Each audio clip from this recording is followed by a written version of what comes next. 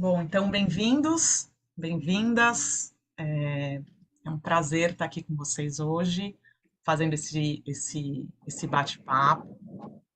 Hoje a gente vai falar sobre um tema que foi indicado pelos próprios diretores e diretoras, né? Eu conversei com muitos diretores nesse período da pandemia e do pós-pandemia, e essa preocupação com o aumento dos diagnósticos, né?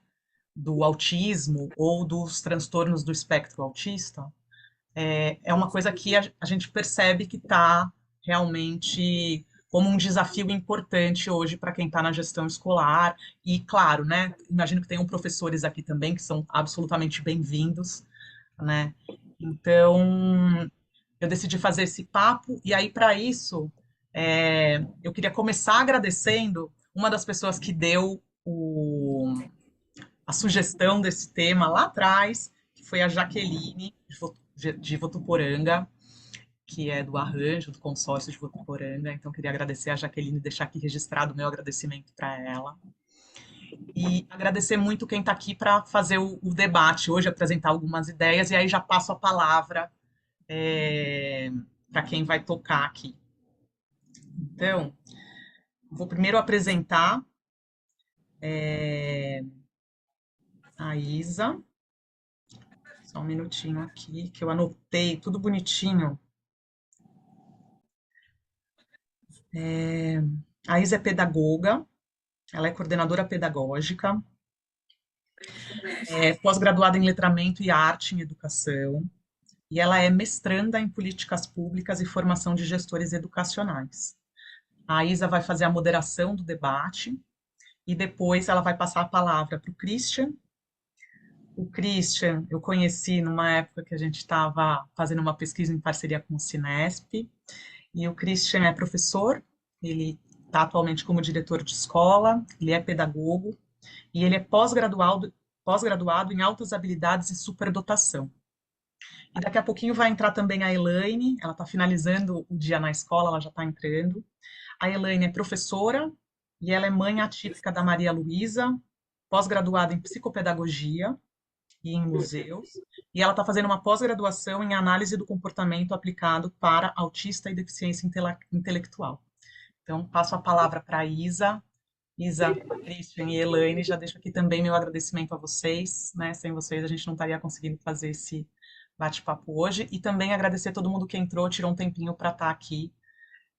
E fico novamente aberta para sugestões. Né, a gente está fazendo primeiro bate-papo hoje, então estou muito aberta para todas as sugestões que vocês tiverem. Passo a palavra para a Isa, então. Boa noite a todos e todas e todes. Obrigada, Lara, pelo convite, obrigada, Christian, por compartilhar esse momento aqui, todos nós, né? Bom, eu queria basear minha fala numa pequena linha do tempo. Então, eu sou professora da rede pública, tenho 17 anos na educação, comecei como professora, comecei como estagiária, depois virei professora na rede pública, né? Trabalhei também na rede privada, tive a oportunidade de trabalhar na rede SEDES de ensino e na rede de escolas do Colégio Rio Branco, da Fundação de Rotarianos. O Colégio Rio Branco, vou contextualizar um pouquinho, é uma rede de colégios que atende pessoas de uma classe social bem limitada, né? São as pessoas que têm um melhor poder aquisitivo e que colocam seus filhos nesse colégio para ter aula, vamos supor, com 5 professoras e uma turma de 10 a 15 alunos no máximo. Eles fazem os passeios para o exterior, fazem cantata no Central Park, é uma realidade para poucos. A rede SESI já é uma rede mais popular, mais conhecida, todos imagino que devem conhecer. E Ferraz de Vasconcelos, que é a rede onde eu atuo, é uma rede no extremo leste de São Paulo, muito pequena, a segunda cidade mais pobre do estado de São Paulo, e atende crianças, um público mais vulnerável. Então, eu tive a oportunidade de trabalhar com esses 3 públicos completamente diferentes, e cada um com com as suas questões, né? Falando especificamente da questão da inclusão na escola, principalmente na escola pública, alguns pontos me chamaram bastante atenção e me levaram para pensar melhor, com mais carinho, sobre a atuação mesmo, nossa, enquanto professores, enquanto gestores, dentro de uma escola para este público. Eu, como professora, atendo crianças com paralisia cerebral, com síndrome de Down, com autismo, que é o mais comum que a gente tem dentro das escolas. Tive a oportunidade de aprender muitas coisas. Uma delas é que, para a gente desenvolver dentro de sala de aula, sei que nós vamos falar em gestores, mas eu quero só fazer essa linha do tempo para falar um pouquinho sobre como que isso influencia na minha prática especificamente. Como professora, entendo que precisamos muito fazer uma parceria com as famílias. Se nós tivermos bem claro quais as principais necessidades dessas crianças, baseada na fala da própria família, a nossa atuação vai ser diferente e nós vamos conseguir ter um olhar diferente mesmo para essa criança e conseguir alcançar melhor o que a gente tem para oferecer para essa criança. Quando passei para a equipe técnica pedagógica, trabalhando na Secretaria Municipal de Educação, percebia que o tema inclusão é um tema pouco debatido. E quando é debatido, são questões muito pontuais. O que vamos fazer com essa criança? Quem vai cuidar dessa criança? Quem vai higienizar essa criança? E essas questões são muito importantes, mas a questão pedagógica também é muito importante, e muitas vezes ela acaba ficando um pouco de lado, para que a questão assistencial seja colocada em maior prática. Então, naquele momento, a tentativa era pensar em possibilidades que alcançasse pedagogicamente essa criança. Alguns anos depois, passando para coordenação de escola, percebi que muitas vezes alcançar essa criança era mais difícil ainda para quem estava ali na escola. A secretaria tem a preocupação de quem vai cuidar, quem vai higienizar, enfim. Quando você está na coordenação da escola, você tem aquela preocupação dessa criança não se machucar, de garantir que essa criança tenha aula todos os dias, de garantir que tenha um espaço para que essa criança permaneça naqueles momentos em que ela estiver. Isa, só uma coisinha. Estão falando que está sem áudio? Coloquem aqui no chat se vocês estão ouvindo, gente.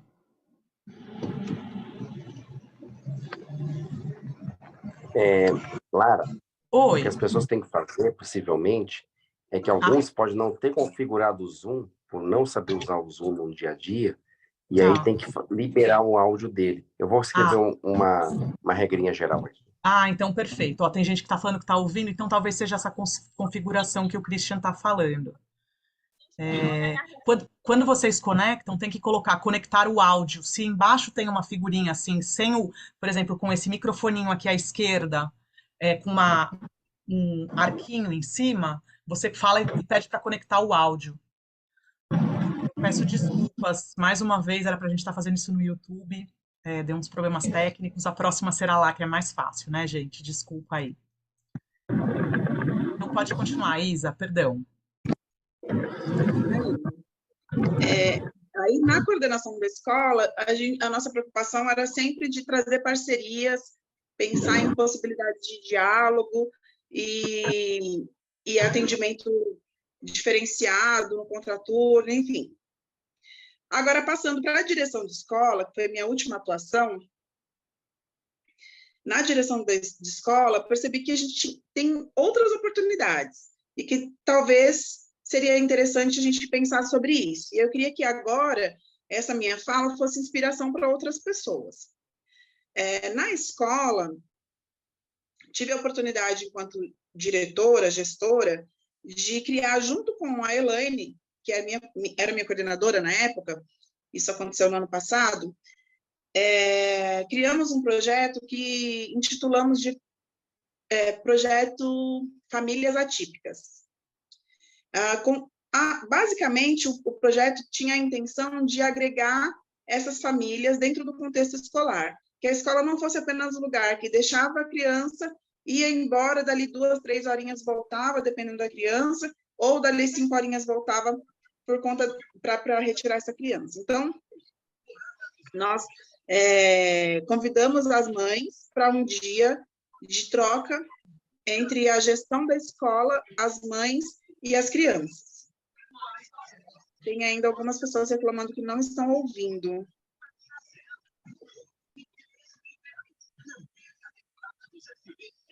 Eu estou escrevendo aqui, pessoal, vê se tem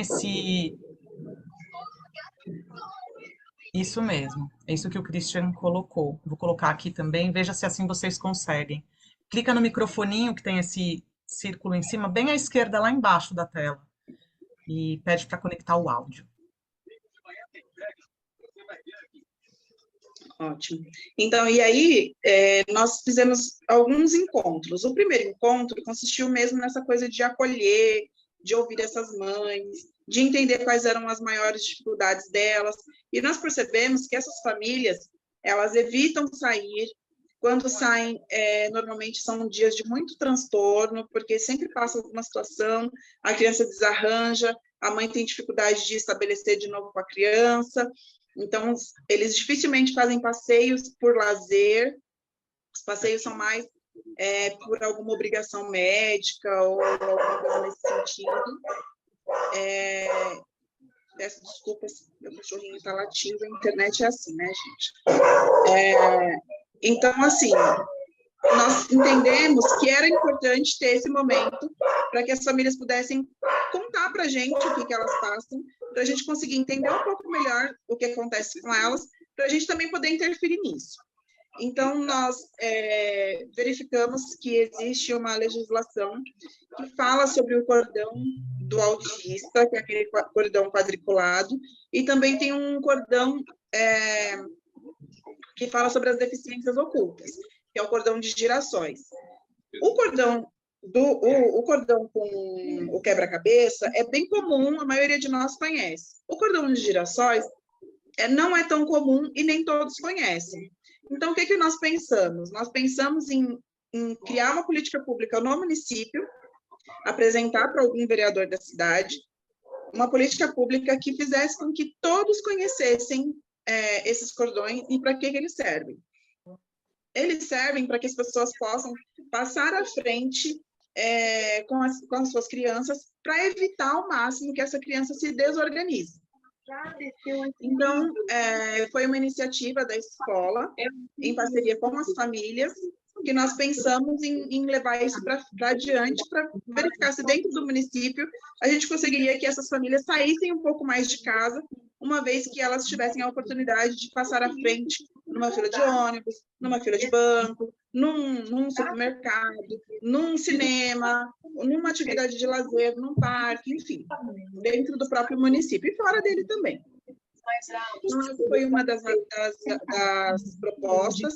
Outro ponto que nós também levamos em consideração foi trazer especialistas para falar com essas famílias, pessoas que podem falar sobre as deficiências e quais são as formas de trabalho que são possíveis de replicar para que as professoras tenham uma melhor atuação em sala de aula, para que as famílias tenham uma melhor resposta dessas crianças, para que a gente conseguisse tornar o ambiente escolar um ambiente agradável, acolhedor e que, de fato, auxiliasse essa criança no seu desenvolvimento individual. Então, foi uma ação muito bacana, que teve uma repercussão muito interessante na escola e é super replicável. Todos vocês que estão aqui, que são gestores escolares, podem aplicar nas escolas de vocês, que vai funcionar e vai dar muito certo. Se tiverem alguma dificuldade em relação à questão da organização do espaço, das pessoas que virão falar, terapeutas, sempre tem alguma parceria que você pode fazer com a Secretaria de Saúde, com as universidades próximas da sua escola, sempre tem alguma parceria, sempre tem alguém que pode vir falar, ou talvez até os próprios familiares, que tem muitos deles que vão estudar, podem se manifestar e falar para essas famílias como que eles têm que fazer juridicamente para serem atendidos, como que eles têm que fazer socialmente para que eles possam viver melhor em sociedade, para que eles possam sair mais de casa, ter essa oportunidade de conviver socialmente.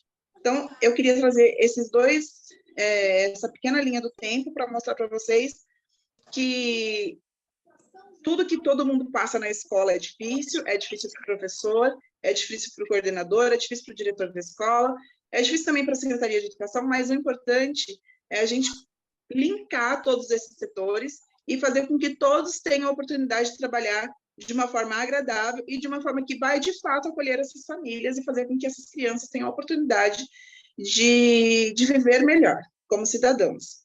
Então, eu acho que até me prolonguei um pouco aqui no meu tempo de fala, peço desculpas, Christian, mas o que eu queria expor, eu acredito que eu consegui fazer. E se alguém tiver alguma dúvida e quiser fazer algum comentário, eu estou à disposição.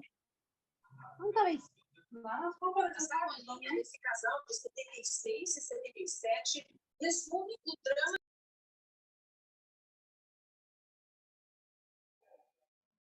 Christian, passamos para você agora. Perfeito. Pessoal. Eu só posso, antes de você começar a falar, Christian, Claro. eu já quero fazer. O Christian está lançando um podcast, gente. Muito maravilhoso. Então sigam lá, você vai falar agora o @ do teu podcast, que a gente vai ouvir todo mundo lá, Christian. Tá bom. Obrigado, Lara, obrigado pelo carinho. Na verdade, é um podcast para a gente falar um pouco de educação a cada 15 dias. Ele já está disponível no Spotify, Deezer, Apple Podcast, né? Daqui a pouco vai estar no YouTube, né? O foco do nosso podcast é falar de educação. É no máximo 45 minutos, né? Ele chama-se em qualquer podcast, é só colocar lá, Expresso Educacional. Colocou Expresso Educacional nos programas, né? Tem tudo de mídia oficial, tem um pouquinho de história da São Paulo, mas o foco agora é de educação. E aí, dando continuidade à fala que a Isa traz para nós, é algo importante, quando ela fala de políticas públicas para fazer um atendimento, né, sobretudo na educação especial, né, e aí, pegando o recorte que a gente traz aqui, do autismo, né, é importante a gente relembrar que, federalmente, existe uma legislação que se coloca que toda criança, todo bebê, todo estudante, né, que seja público-alvo da educação especial, tá, ele esteja com o atendimento, né, desde os 0 anos, no atendimento educacional especializado. Vamos dar uma decifrada do que é esse nome muito bonitinho aí, tá? Nada mais é do que eu ter mais um profissional na escola com uma outra formação, uma formação mais aprimorada, para atender a criança, os profissionais de educação e as famílias. Ele não vai fazer a chamada sala apartada, como nós tínhamos nos anos 80 até os anos 90.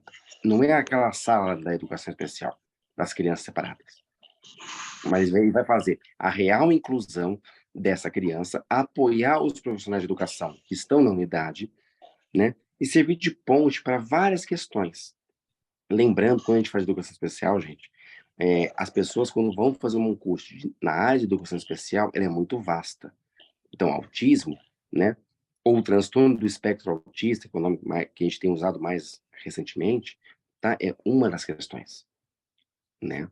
Você vai ter as habilidades, você vai ter a questão da deficiência física, você vai ter a questão das diversas dificuldades de aprendizagem, né? Então, é muito vasto quando a gente fala de educação especial. Mas esse profissional, não é que ele vai ter a formação completa sobre tudo isso, mas ele tem uma coisa essencial, o olhar de como a gente vai buscar trabalhar.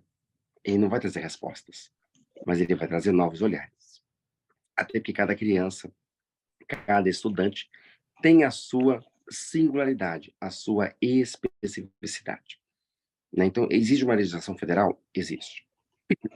Como então a gente implementa isso? Esse é o grande desafio. E aí eu trago um exemplo da cidade de São Paulo. A cidade de São Paulo tem uma referência muito grande quando a gente faz educação especial, mas não quer dizer que a gente resolveu todas as questões. É um processo, né? Existe um recurso um pouco maior pelo tamanho da cidade, pelo volume que a cidade tem? Sim, até porque a gente atende atualmente 1.040.000 crianças nos dias de hoje, de bebês, crianças, adolescentes e adultos em nossa rede, né? Tanto a rede parceira quanto a rede direta da prefeitura, é esse o nosso atendimento, tá?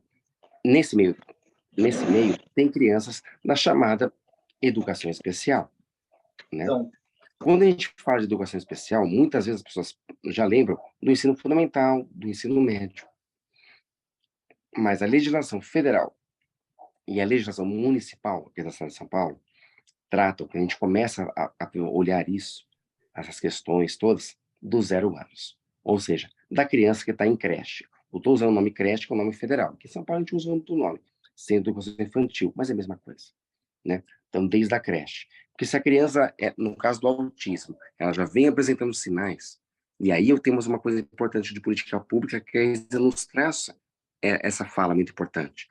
A gente precisa ter a real integração intersecretarial. Porque a escola é um aspecto, mas a família ela vai ter atendido no Brasil. Quando a gente fala institucionalizada, é que você tenha realmente a integração entre as secretarias, e não seja só o diretor, do coordenador pedagógico, do assistente ou vice-diretor, os nomes vão mudando pelas redes, da escola, da gerência da unidade de saúde da região, ou da boa vontade do conselho tutelar da região, né? A gente não pode só pensar com este olhar. A gente precisa ter uma questão institucionalizada, onde as pessoas entram e saem, mas o sistema ele existe. E aí você tem a real integração dos sistemas, e aí você vai ter a real inclusão.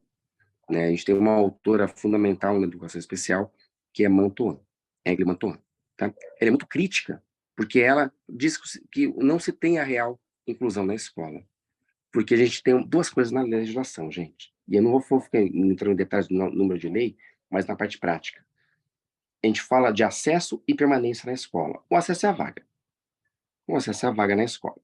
O ensino fundamental já está universalizado desde 1997 no Brasil como um todo.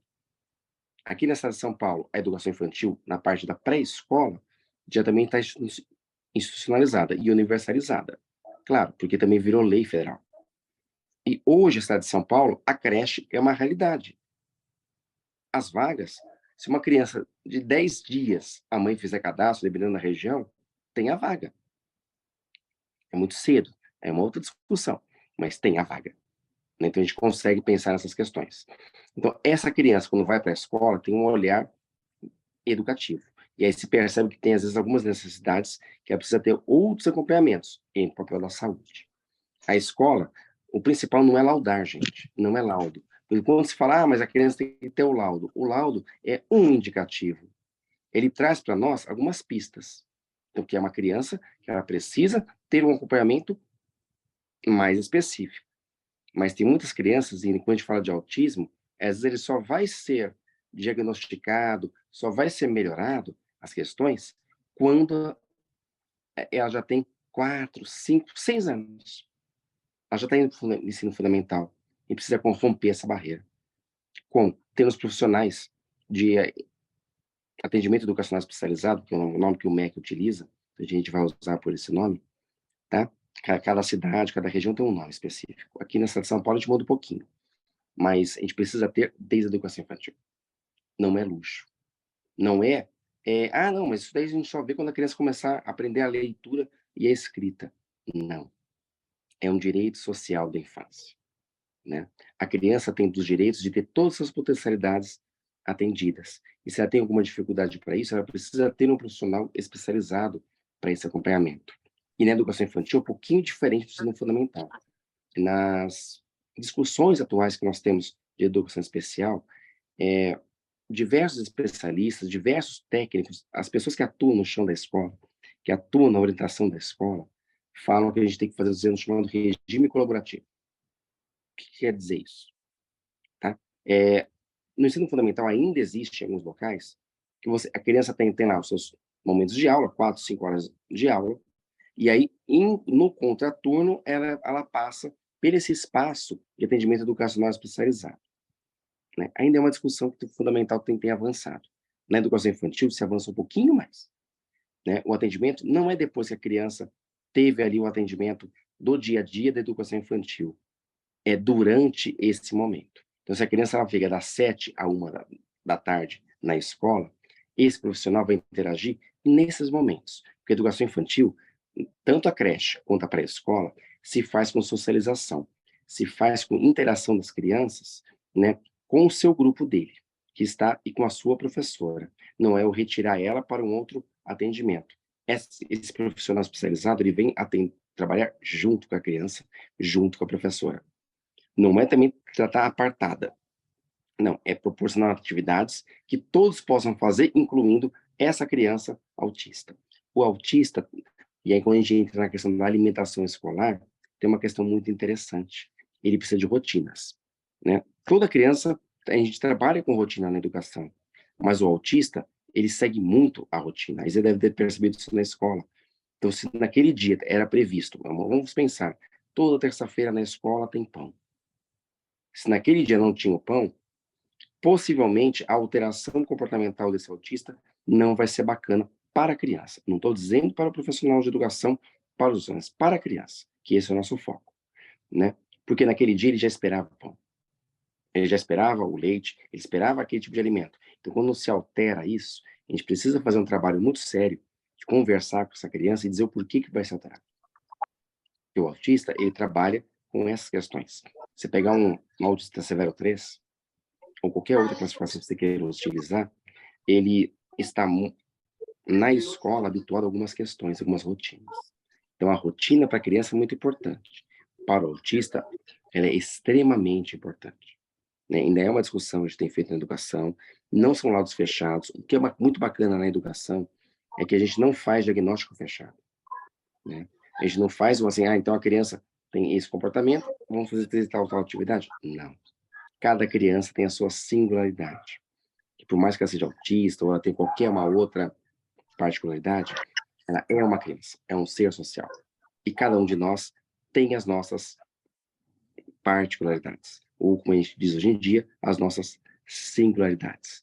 Então, a gente precisa, sim, enquanto profissionais de educação, enquanto sociedade, cobrar para que a lei seja aplicada. Então, não é luxo, não é coisa nova. Isso já vem aí, pelo menos, há mais de 8 anos. Então, é trazer para a escola, né? É trazer para a escola, né? Realmente esses profissionais. Profissionais esses que são da carreira da educação. Profissionais que vão olhar a criança com um dado mais específico e vai apoiar o profissional de educação. Quando a gente vai para o ensino fundamental, esse profissional, ele também faz essa orientação, ele faz esse trabalho com os profissionais da escola, né? De buscar orientar. Não é eu reduzir a quantidade de crianças da sala. Não é isso. Mas é eu trabalhar que a sala inteira compreenda que ali existem algumas especificidades. Até pela nossa sociedade é isso.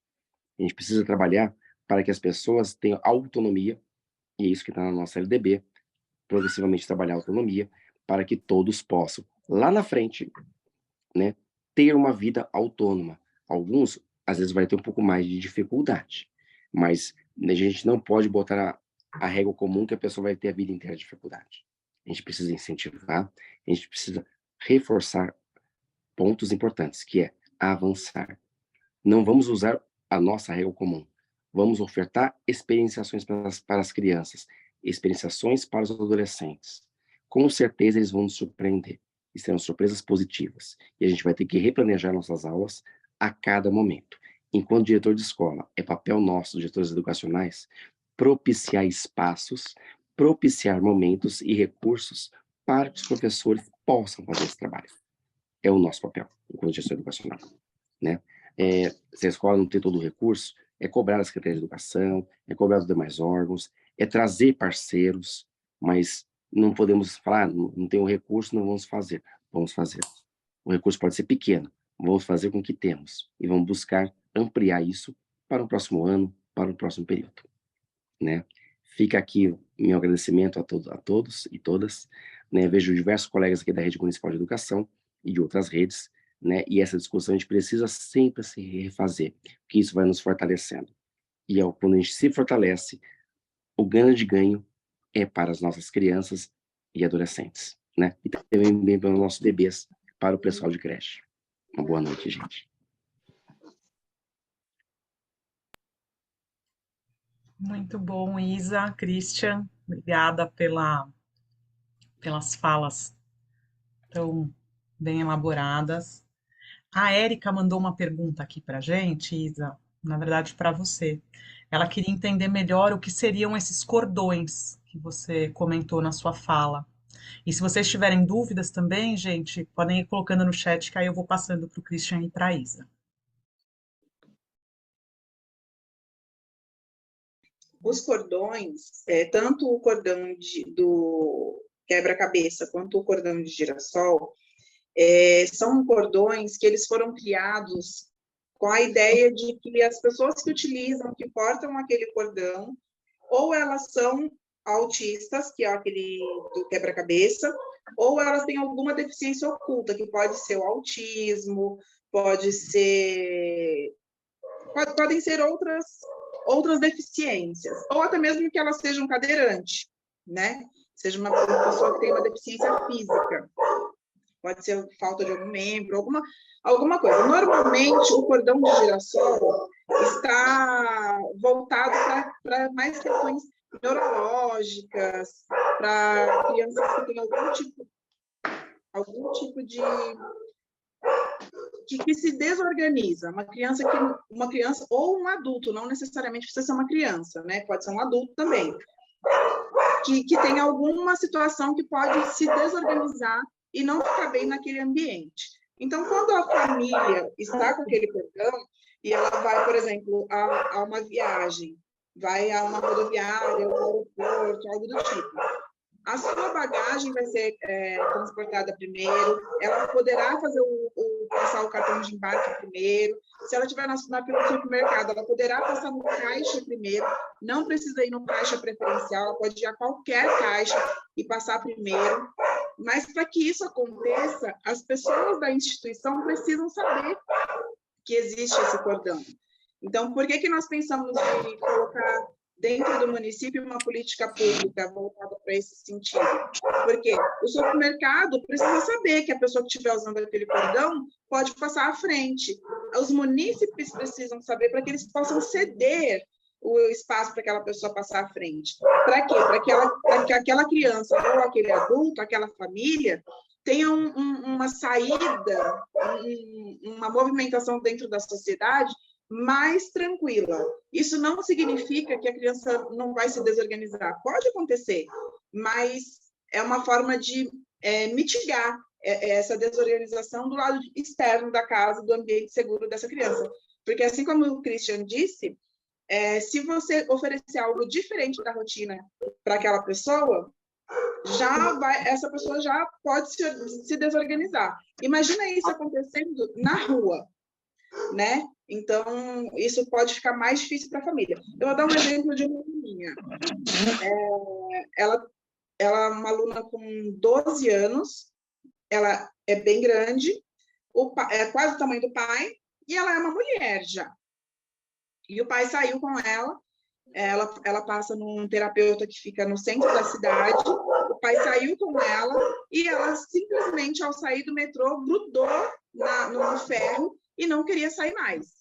E ele tentou segurar, ele tentou conversar, as pessoas começaram a passar e acharam que era um relacionamento abusivo, quiseram até agredir o pai da menina, mas não entendiam que o que estava acontecendo ali com ela era uma desorganização e ela não conseguia. Ela não queria sair dali. Ali ela estava segura, ela não queria sair dali. Então, assim, se essa família, por exemplo, estivesse portando esse cordão e as outras pessoas soubessem para que serve aquele cordão, provavelmente eles ofereceriam ajuda e não julgamento. Então, eu acredito que é uma forma da gente tentar mitigar esse tipo de situação fora do espaço seguro dessas pessoas.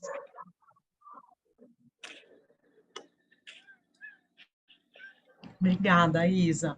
Veio uma outra pergunta, acho que para vocês dois, da Vânia. Ela fala assim, como que a gente chama a criança autista? Se a gente chama a criança de especial, qual seria a melhor denominação? Hoje em dia, a gente chama pelo nome da criança. A gente não precisa dizer. Às vezes as pessoas falam o seguinte: eu tenho na minha sala 30 crianças e 2 especiais, ou 2 autistas.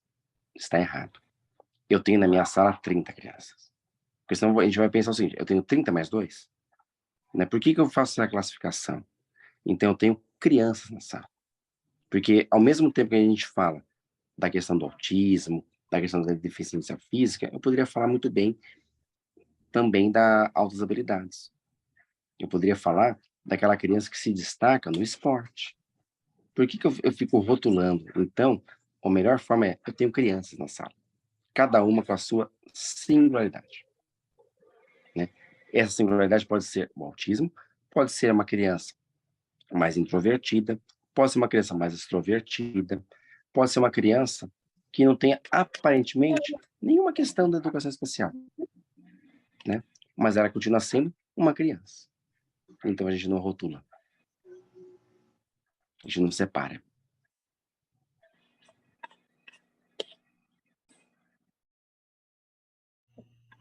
Quer fazer alguma pontuação, Isa?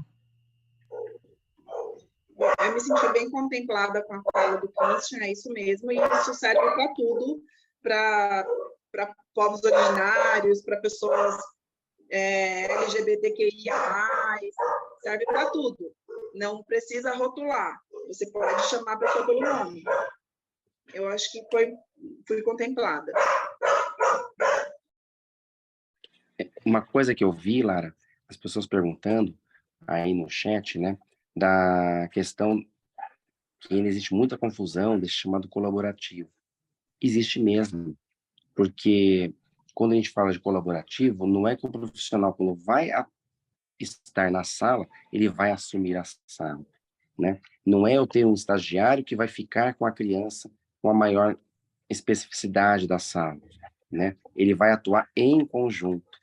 Então, quando a gente tem mais um profissional em sala, ainda mais quando você tem um profissional de atendimento educacional especializado, ele vai observar muito e vai orientar o professor, fazer uma conversa coletiva na escola como um todo, trazendo possibilidades de atividades a serem feitas. Ele também não vai ser um prescritor, ele não é um médico, né? Que ele vai falar, a receita ideal é isso. Não existe receita. Ele vai trazer possibilidades. Ele vai fazer uma discussão ampla, porque a escola é isso, né? Não existe, assim, uma fórmula ideal para cada criança, né? Então, ele vai trazer realmente o colaborativo. E aí, essa é a grande decepção de alguns, de às vezes achar, não, então ele vai trazer a solução mágica e resolver o mundo. Não. Ele vai trazer possibilidades da gente trabalhar. A gente tem 200 dias letivos, não importa qual seja a nossa rede, mas no Brasil a gente tem 200 dias letivos na educação básica, né? Então a gente tem 200 dias para trabalhar com as crianças. Faltou alguma coisa? Sempre vai faltar, mas tem um próximo ano. A vida nossa é essa, né? A vida em sociedade é isso. A gente consegue fazer tudo o que a gente gostaria em um ano? A gente consegue superar todos os nossos desafios e barreiras em um ano, né? Então, jogar para a criança, né, ou colocar essa responsabilidade na criança, que ela precisa atingir tudo em 200 dias, né? Eu já jogar uma carga muito pesada numa criança, seja ela com 2 anos de idade, ou ela com 15 anos. Nós que temos, no meu caso, que tem um pouquinho mais de 40, né? Então, se uma criança com 2 anos eu tenho que ter uma carga pesada, qual que é a minha carga? Então, não é por aí que a gente faz o caminho, né? A gente precisa fazer as ponderações, né? Respeitar o tempo e espaço de cada ser social. Até porque a gente gostaria que nosso tempo e espaço também fosse respeitado, né? Então, a gente precisa ter essa cultura de paz dia a dia nas escolas. Só fazer uma observação, quando for uma colocação, por exemplo, num documento ou algo do tipo, aí é pessoa com deficiência. Então, não é pessoa especial, nem... Então, é pessoa com deficiência, nem portador de necessidades especiais. Esse termo não se utiliza mais. Então, são pessoas com deficiência, e ponto. Mas, se você for tratar no dia a dia, é pelo nome. Até porque, né, Isa, quando a gente fala portador de deficiência, parece que é aquela coisa, né? Ele pode chegar em casa, ele tira a deficiência, guarda na gaveta, né? Então, ninguém porta a deficiência. Quando você fala a pessoa que usa cadeira de rodas, a gente fala cadeirante, porque ela pode ser uma questão temporária, uma pessoa que sofreu ali um acidente, alguma questão, ou ela pode ser uma questão definitiva, né? E mesmo nas questões definitivas, existem, às vezes, adaptações para se ampliar essas questões e, às vezes, ela sair daquela condição. Eu só deixo um exemplo. Eu tenho uma criança na escola que, ano passado, tinha 4 anos. Cadeirante. Este ano, a cadeira, ela existe ainda, mas ela faz muitas atividades fora da cadeira. E não é uma recomendação da escola, mas aí já é um trabalho conjunto, onde tem a fisioterapeuta, por qual ela passa, tem um profissional de apoio especializado que vem da Secretaria Municipal de Educação, através dos nossos diretores regionais de educação, fazendo ali todo o apontamento, né? Então, hoje ela pode ficar fora daquela cadeira, né? Possivelmente, ano que vem, que ela vai estar com 6 anos, talvez ela nem use mais. Vai ser uma lembrança da infância dela, né?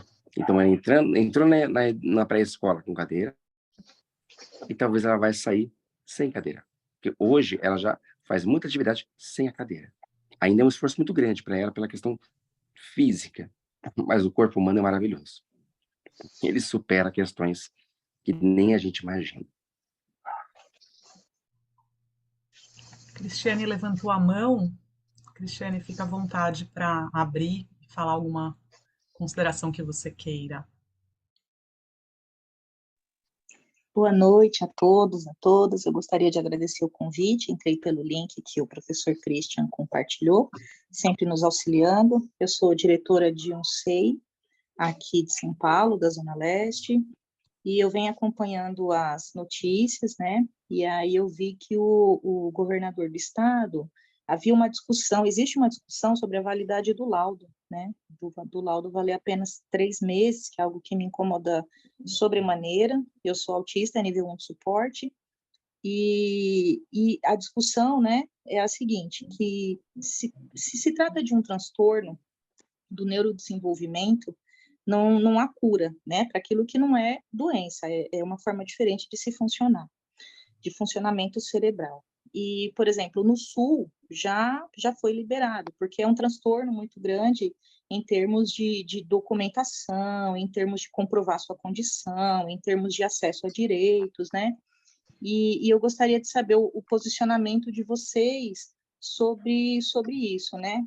Dessa discussão que tá em voga. É isso, gente. Obrigada.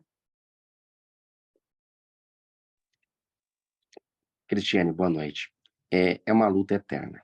Assim como o síndrome de Down hoje, muitos deles têm direito a uma aposentadoria permanente, porque o síndrome de Down, ele não é uma questão, como bem a Isa colocou, ele não é um portador. Ele não vai pegar a síndrome de Down, guardar, tirar e guardar na gavetinha. Né? É uma questão permanente.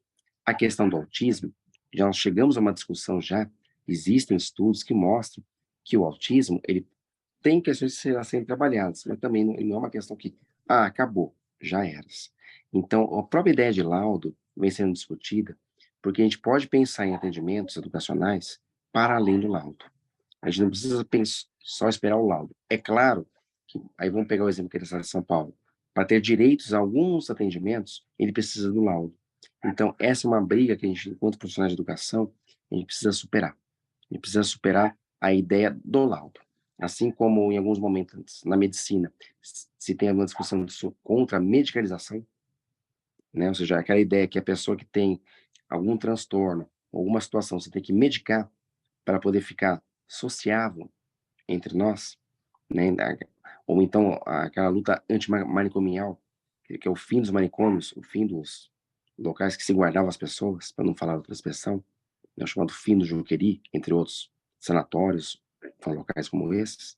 A gente precisa avançar na educação também contra isso, porque não é um laudo somente que vai, às vezes, traçar como a gente pode atender a criança. Eu dei um exemplo. Às vezes a criança vai demorar toda a educação infantil para se ter este laudo. Então, só depois que ela tiver o laudo que ela vai ter todos os demais atendimentos que ela precisa. Então, a gente precisa superar isso, né? É uma política pública que a gente precisa perseguir. Precisa perseguir o real direito da criança, né? Então, quando a Cristiane traz essa questão do laudo é importante, né? A gente precisa buscar superar isso. Que bom que o Sul está tendo uma outra visão, mas a gente precisa ir para além dos laudos, né? O laudo, às vezes, eles nos trazem algumas questões, né? Não é o laudo que vai fazer a gente trabalhar mais ou menos pela criança, mas a gente precisa superar isso para que, aí volta que eu coloquei, a rede de proteção social precisa existir.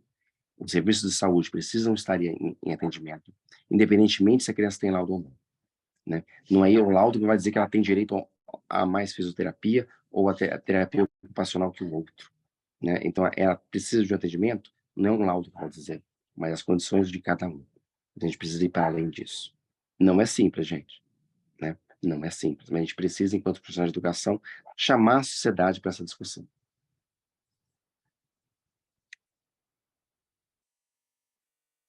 Eu vou só, antes de passar a palavra para vocês, que eu vi que vocês levantaram a mão, a Priscila fez uma pergunta aqui no chat, só se alguém tiver alguma recomendação em relação a brinquedos, que ela falou que ela fez uma pesquisa, ela queria recomendações de brinquedos, enfim, se alguém tiver e puder responder lá no chat para a Priscila, ajudaria ela nessa pesquisa aí.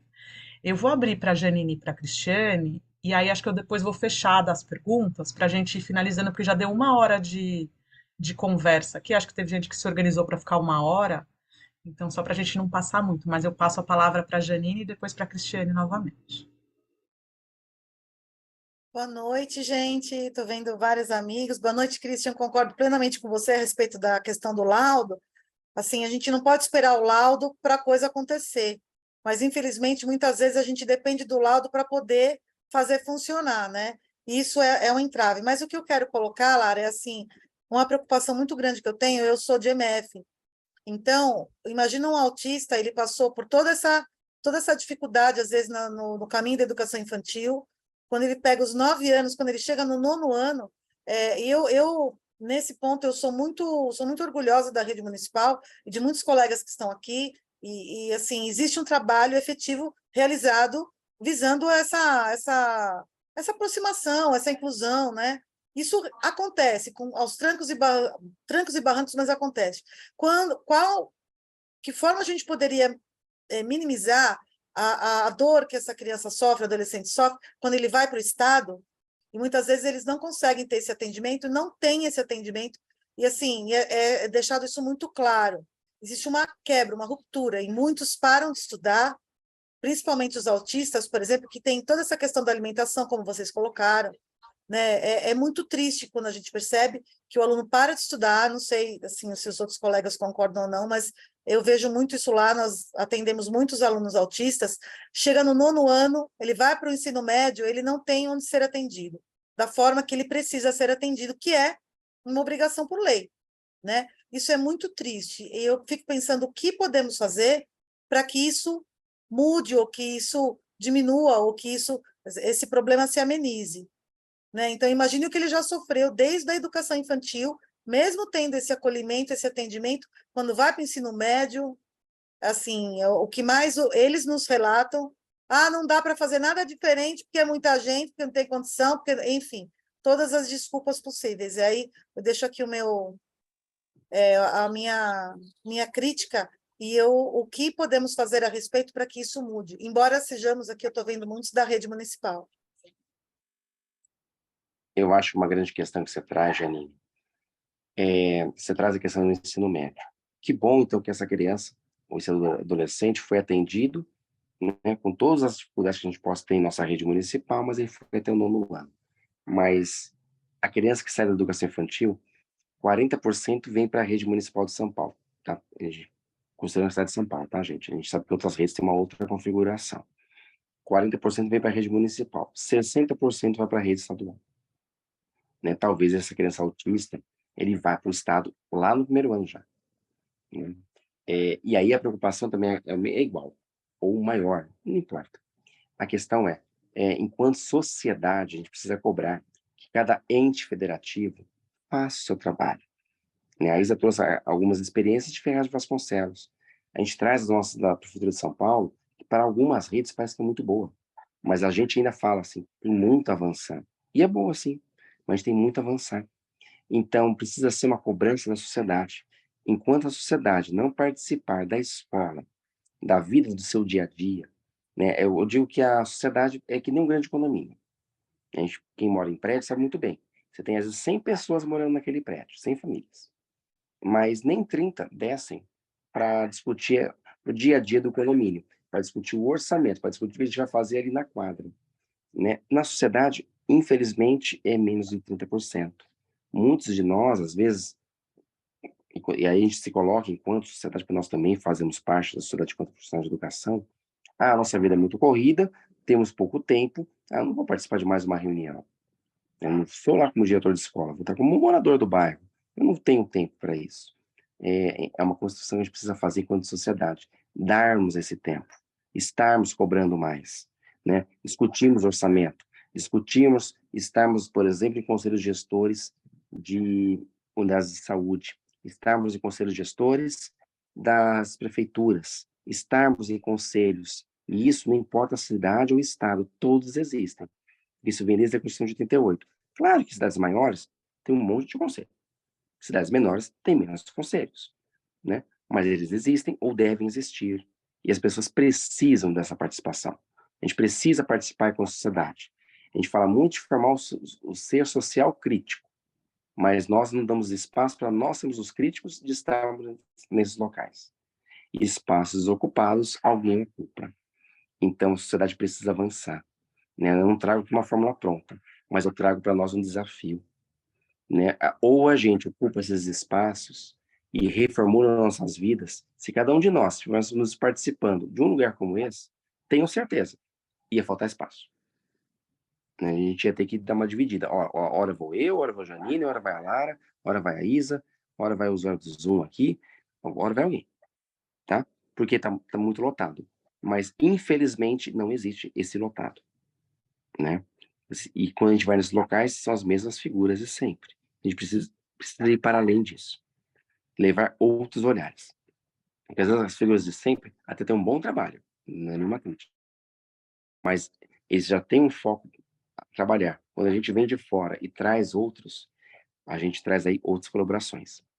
E educação é isso, né? Sociedade é isso. Ou a gente participa, ou a gente, infelizmente, não avança.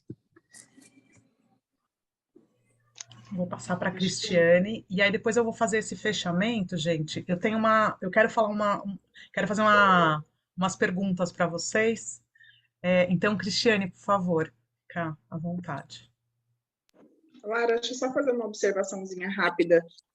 Tem uma coisa que a gente aprende na política pública, né, quando a gente estuda política pública, que a ausência do Estado também é uma política pública. E quando o Estado não aparece de alguma forma, tem alguém que aparece. Nunca fica ninguém sem tomar conta de determinado espaço. Se não tem o Estado lá, alguém está lá. Ou é o tráfico, ou é a escola, ou é os membros da comunidade. Alguém está ocupando aquele espaço. Então, que seja o Estado.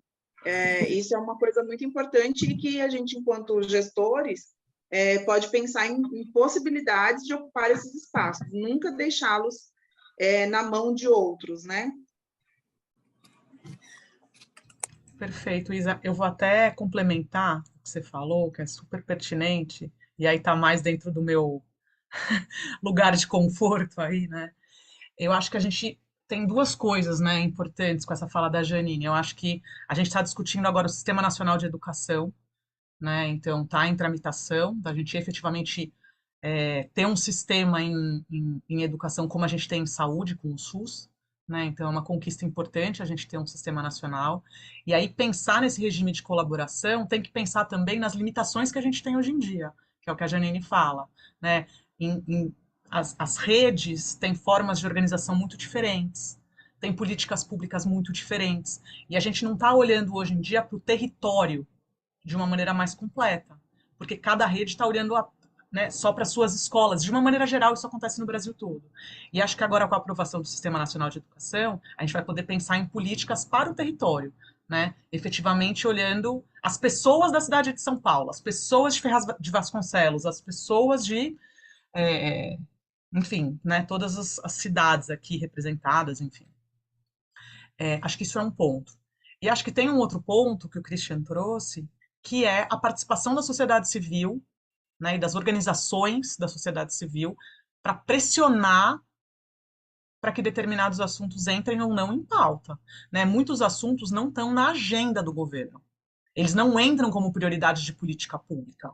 E aí acho que a gente tem esse espaço. Alguns governos são um pouco mais abertos a esse tipo de pressão e criam arenas de participação, e alguns governos são menos permeáveis. Mas hoje é inviável a gente pensar num governo, num país democrático, que não tenha permeabilidade para essas pressões da sociedade civil e para pensar em políticas a partir desse olhar de quem está implementando a política também, né? Então, uma boa política pública tem que incorporar falas como a sua, Janine. Olha, gente, assim, tem isso, mas vai para um outro lugar e tem uma descontinuidade, por exemplo. A gente poderia ver situações opostas, né, entre uma coisa que o município não tem, mas o Estado tem. Enfim, acho que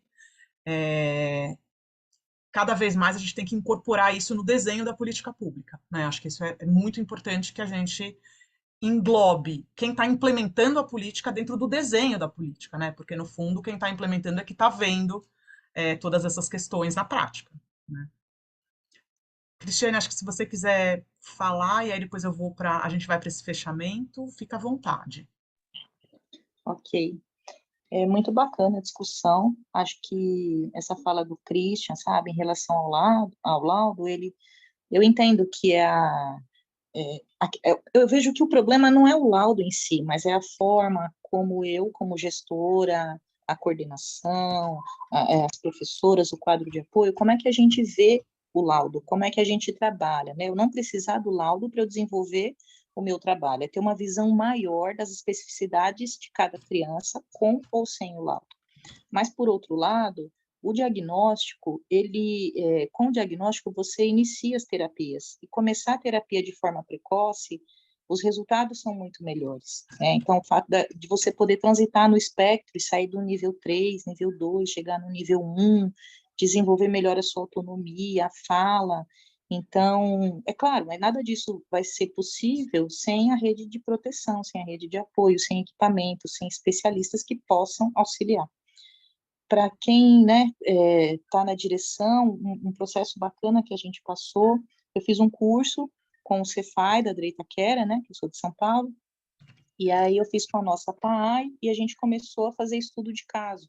E eu convidei ela para ir na escola para a gente fazer estudo de caso junto, o grupo todo, sobre as crianças, e foi uma experiência muito positiva. E sobre a colega que perguntou dos materiais, uma inquietação que eu tinha era o fato, assim, de, poxa, que tipo de materialidade eu preciso comprar? O que eu preciso ter na escola de diferente, né? Será que eu estou dando boas condições? Eu estou gerindo bem?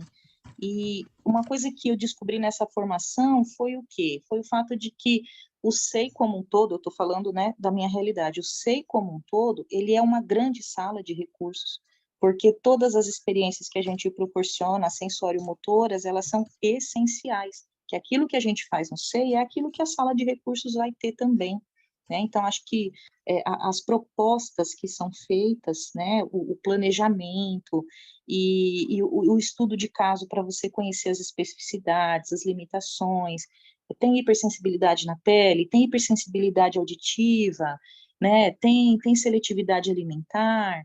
Então, é mais a qualidade da proposta pedagógica que você faz e menos o material, né?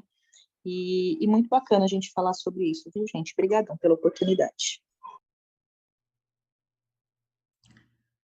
Gente, eu vou falar vou falar brevemente algumas questões antes da gente finalizar. Eu queria só passar umas perguntinhas para vocês. Vou colocar aqui, ó, se vocês puderem responder, me ajudaria a pensar nas próximas conversas. Enquanto vocês vão respondendo, eu vou contando um pouquinho para vocês, porque eu vi que muita gente entrou quando eu já tinha feito uma apresentação inicial, e acho que é interessante só falar um pouco qual é a ideia e tal. Então, meu nome é Lara, eu sou professora no Departamento de Gestão Pública da GV, e estudo planejamento e gestão para o setor público. Eu tenho 2 focos, né, de pesquisa, planejamento e gestão para o setor público e equidade, são os 2 temas com os quais eu trabalho. E a minha ideia de criar esse canal no YouTube, até de criar esse perfil no Instagram e tal, foi por conta de uma demanda que eu vi vindo dos próprios diretores, né, que falavam que muitas vezes acabavam chegando nos cargos ou na função, né, sem um preparo, sem um apoio do Estado, que é o ponto de vista que eu olho, né? Eu olho especificamente como que a administração pública dá apoio e dá suporte para quem vai assumir, né, uma nova função, enfim. Então, eu tenho olhado bastante para a formação de diretores. Eu fiz uma pesquisa até aqui em São Paulo, não sei se vocês lembram, em 2019, ainda não consegui publicar, mas vai sair em breve, espero. E a ideia foi criar um espaço que vocês propusessem os temas e vocês também tivessem a oportunidade de trazer coisas que são interessantes, né, que vocês gostariam de apresentar e tal. Como eu tenho contato com muitos diretores no Brasil todo, porque eu venho fazendo pesquisas com diretores, na pandemia eu falei com 100 diretores no Brasil inteiro. A ideia era tentar conectar áreas diferentes, ideias diferentes nesse grupo, né, nesse conjunto. Então, essa é um pouco a ideia. Eu estou absolutamente aberta a sugestões de temas, a sugestões de melhoria, alguma coisa que vocês não gostaram, se sentiram desconfortáveis. Eu tenho respondido tudo pelo Instagram, então fiquem à vontade para me adicionar por lá e mandar ideias, mandar se vocês acham que gostariam de participar, um tema que seria interessante. Os temas que eu coloquei aqui na enquete foram os próprios diretores de lugares diferentes, tem diretor de Vitória, tem um diretor de Cruz, no Ceará, enfim, que foram dando ideias de temas, né?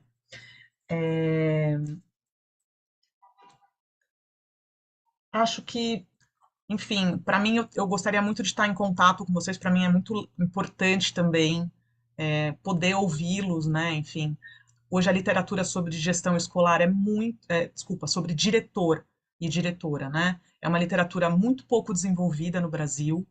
Eu fiz um estudo que saiu na Cadernos de Pesquisa falando sobre isso. De todos os artigos e pesquisas no Brasil sobre gestão escolar, só 6% focam no diretor. Então, eu tenho visto muito essa necessidade de ter um espaço para ouvir vocês, para que, enfim, a gente possa criar esse canal mesmo. E aí eu posso trazer. Tem pesquisas que eu fiz sobre como é a formação de diretores em outros países, e aí eu comparei a África do Sul com o Canadá, com o Brasil. Então, tá tudo lá no YouTube, lá no canal, enfim. Então, o meu intuito é esse, assim, eu espero que seja alguma coisa que também faça sentido para vocês, né? Não faz. Esse é meu objetivo.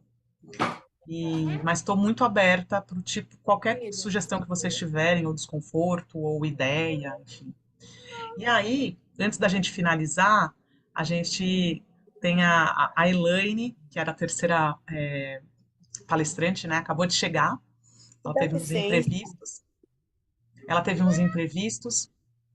Mas ela conseguiu chegar ainda no finalzinho. Então, bem-vinda, Elaine. E aí vou abrir para você fazer uma fala rápida, e aí a gente finaliza, para não passar muito aí do tempo das pessoas também, mas também obrigada por ter conseguido entrar no finalzinho. Eu sei que foram muitos imprevistos aí. A nossa vida é caótica mesmo. Obrigada por estar aqui com a gente. Então, passo para você, Elaine. Oi, gente, boa noite. Peço desculpas pelo atraso, estava realmente assim, com uma expectativa muito grande para conversar sobre esse tema que me é tão presente, né? Porque eu vivo a inclusão na escola, na verdade, não vivo, eu busco a inclusão na escola, eu busco, inclusive, a inclusão para minha filha, Maria Luísa, ela é autista, nível 3 de suporte. Então, nós tivemos, inclusive, estar numa escola nova esse ano, porque o ano passado houveram N situações que nos forçaram a tentar um novo espaço, um novo ambiente, né? E eu acho que, né, por tudo que nós já víamos conversando, né, eu, Christian, a Lara, a Isabel, eu só quero trazer, assim, o olhar da mãe, da família, da pessoa com deficiência. Então, acolham, porque, assim, não é fácil. Não é fácil. Muitas vezes, você na sala de aula, eu na sala de aula, eu enquanto coordenadora pedagógica, me deparo com situações que eu falo, como vamos lidar com essa criança? Mas a família precisa sentir na escola um desejo, uma vontade, uma predisposição. Com todas as dificuldades, a escola precisa estar aberta. Então, acolham essas famílias, porque a minha filha já é a criança que os avós não levam para passear, porque é uma criança que dá muito trabalho, né? É a minha filha, é a criança que não é convidada para as festas de aniversário, porque ela apresenta um monte de comportamentos que não são adequados para uma festinha das crianças da escola. A minha filha é a criança que está na escola, né? Vocês estão ouvindo, é ela. E quando aparecem as fotos, ela não está, porque ela não participou da atividade. Então, assim, nós, mães, pais, familiares, cuidadores de pessoas com deficiência, a gente sente a exclusão, assim, todos os dias, e vou dizer para vocês, dói. Então, acolham essas famílias, conversem, porque ninguém conhece melhor essa criança do que a família, do que os responsáveis. Então, escutem e, a partir daí, firmem uma parceria realmente para buscar as melhores estratégias para tentar auxiliar essa família, auxiliar essa criança. Então, eu acho que de tudo que foi dito, né, acho que eu fico com a parte do coração, gente, acolham essas famílias. É só um pedido para vocês, gestores, poderem multiplicar isso dentro das escolas de vocês. Acho que tudo que eu tinha planejado para falar, eu sintetizo nisso, tá bom? Então, é isso. Boa noite, me perdoem mais uma vez.